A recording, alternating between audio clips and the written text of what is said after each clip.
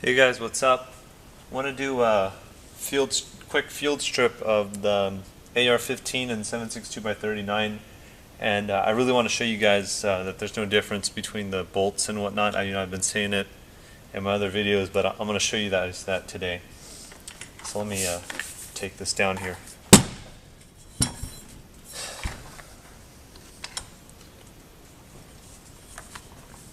Just like any other AR, breaks in half. You can take off the whole thing. I'm going to take off the whole thing actually, it'll be easier to maneuver. There we go. Okay, let me get some gloves on because this stuff's oiled up pretty nicely. It's going to slip out of my hands. Yeah, so in the lower, there's not much to do if you're going to be field stripping because, nothing should be getting down there. But I will show you guys a little close-up of mine. I do have the military factory kind of trigger in here. Nothing special, okay? I did do a trigger job myself on this one to help with the contact surfaces to smoothen those out. And the spring, I did bend it, but it didn't. But it wasn't a good idea because it wouldn't fire the round, so it didn't work too well. And that's not because of 7.62 by 39. It's because of the type of ammunition you use. If you use steel case stuff, then it has a harder primer. The Wolf primers are harder, and Wolf actually does offer a spring. They call it a Wolf spring, and it's a stiffer spring that's not bent, and it will give you reliable detonation every time. You cannot use match triggers in here. You cannot use single or double stage, or I think call them two-stage triggers, or you can't use any of that. That's something you need to know. And I think if you use like Remington ammo, or if you use any other ammunition, you should have no problem running a competition trigger. In theory, because they always say it's only the steel case steel case ammunition that comes from Russia. It has a harder primer and whatnot. So yeah, so it's when someone says that, oh, you can't modify the trigger, you can do a trigger job. You can change a spring if you're using brass cased ammunition that's from like Remington or something like that. But if you're using Wolf ammunition, then you're gonna have to stick with the firm spring. And I've tested it, and it won't fire. So that's something you have to abide by or whatever, All right. So standard thing, you pull out the charging handle here, and the bolt carrier comes out with it. Okay, so let's pull out the bolt carrier here and set this down. Let me move this out of the way, and I'll just quickly go over the charging handles. Just, charging handle comes out like this. It's no different. Inside there, it's all nice and clean, whatnot. Bore's really nice. Has the M4 style feed ramps. Okay, most of the rifles, actually all the rifles you find out there, should have the M4 style feed ramps. Those are the new ones at least. I mean, if it's older, it's used or whatnot, then it's that's a different story. You don't have to worry about that. All right, now on to the bolt carrier. Okay, wondering, me looking at it and say, hey, it looks the same. That's because it is the same, like I was saying.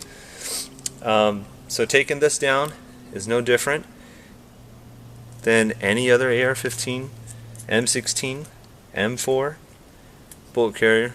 Pull out the pin. Okay, that went into that hole. See all the way through it. Pull that pin out, set that down to the side. Then you got to take out your firing pin. See how it came out really slow? It's because it's nice and oiled up. There's the firing pin. And the firing pins for 7.62 they're specific for these guns because they have the tip here has a little bit more material taken off from it. So that's something that's a little different because the firing pin needs to protrude out further and strike the primer. So that's something specific that these have. You can run a standard firing pin in here. I think you may see some difference in firing where it won't fire or not. I haven't done that, so I don't know, but it's possible. So that's something I'm unsure about, so you'll have to look into that on your own. And then after that, you got to take out this top pin here. Sorry for the lack of names. I'm going to use a magnet. There we go. Magnet takes it out right there. I should probably put that back in there and show you guys how that worked. Actually worked out pretty good. So there's the, see the square top? Come on. There we go. Pulled it out. Right? You set that to the side. Now the bolt's going to come straight out. Okay? This is all the same. All of this, so far everything I pulled out here is pretty much AR-15 M16 specific. Now this looks pretty similar, but this is where it differs. The face here is opened up to hold 7.62 by 39 shells. So that's the only difference here, is this bolt. Okay, it has the same ejector, spring, all that stuff. That's all the same. Locking mechanism, you know, rotating bolt, all that, everything's the same. But the bolt here itself, this is what you need that's different. If you're running 6.8 SBC, 6.5 Grendel, 7.6239, 300 Fireball, 9mm, 22, or 22 is a whole different thing actually. But I think you can get 45 ACP now. But yeah, so this is different. The bolt carrier is the same, right? Now to put this back in, I've done this a couple times where I had my ejector, the ejector part facing out the wrong way, an ejector right here. You can see the lines. Okay, that has to be facing towards the ridges on here because that's ejecting them out of the gun. If you have it the other way, it's going to be injecting them into the, you know, into the receiver, which is, you're going to get a really big issue. They're going to get stuck and you're going to have a really tough time getting it out.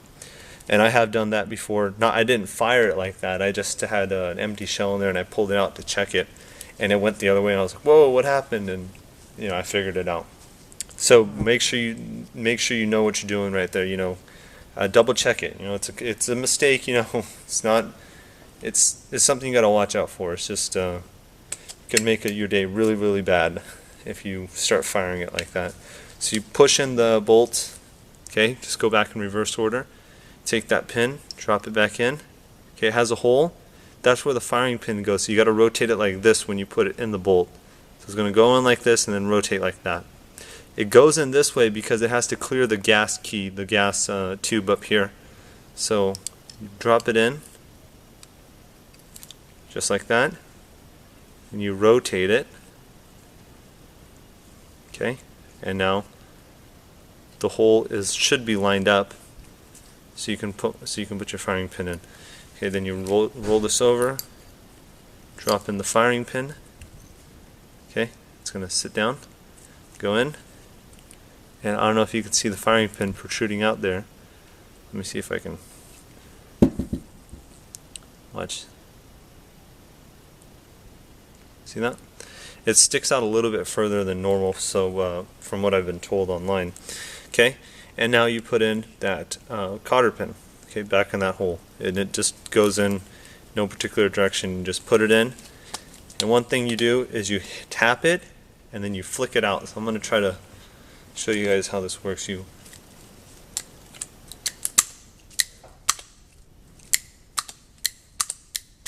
that's how you check it. Okay, just hit it on your palm and then flick it out, just like that. And that's how you know it's working. Make sure you don't let it go and then it flies out of your hand. So that's how you take down the bolt, and that's what I wanted to show you. What the only difference was. So you know, you could, the way I just took it apart, you could drop in a 6.8 bolt in here, throw it in your 6.8 upper, and you can get to shooting. You're ready to go. So that's all I wanted to show you guys about the bolt, at least. Let me put this together now. Make sure you put the charging handle in first, and there's a little notch in here where it fits.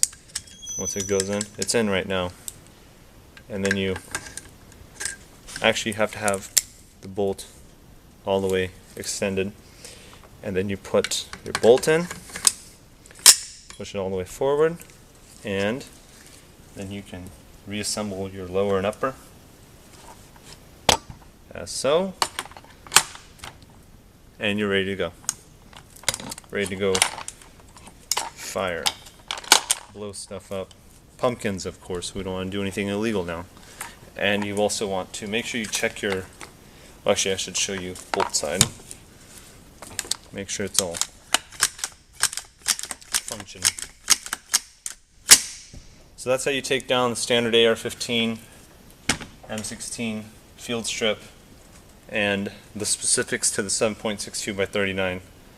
If you guys have any questions or comments or whatnot, put them in the comments below, or send me a private message. I don't mind. I'll get back to you as soon as I can. All right. So I'll see you guys later.